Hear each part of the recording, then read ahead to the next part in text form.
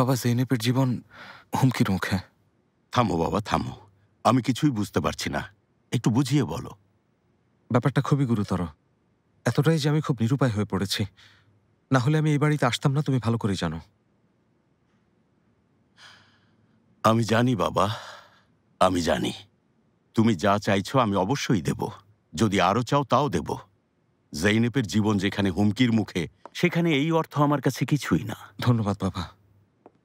কখনোই না, এটা কখনোই সম্ভব না।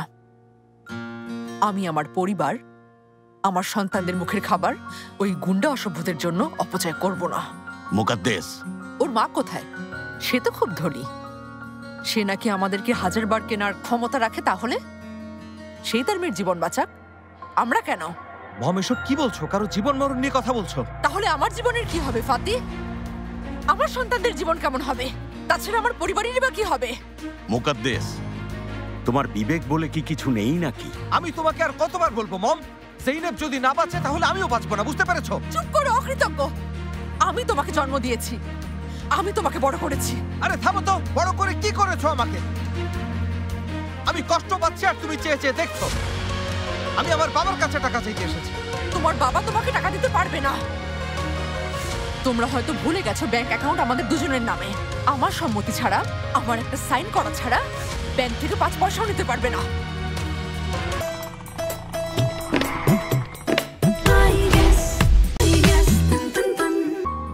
তুমি কবে কবে থেকে এতটা নির্দয় অমানুষ হয়েছো মুকাদ্দেস? অমানুষ না, আমি বাস্তববাদী, বুঝেছো?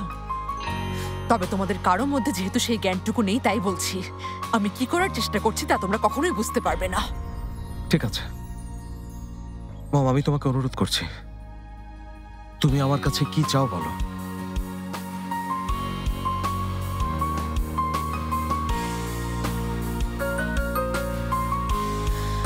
জেনেবকে যদি ছেড়ে দাও, আমি তোমাকে আরো বেশি টাকা দেব। এটা অসম্ভব। আমি তোমার শর্তে রাজি।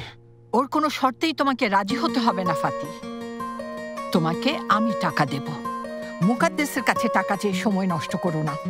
যত টাকা দরকার নাও, আর তোমার ভালোবাসার মানুষকে বাঁচাও। আমার সাথে এসো।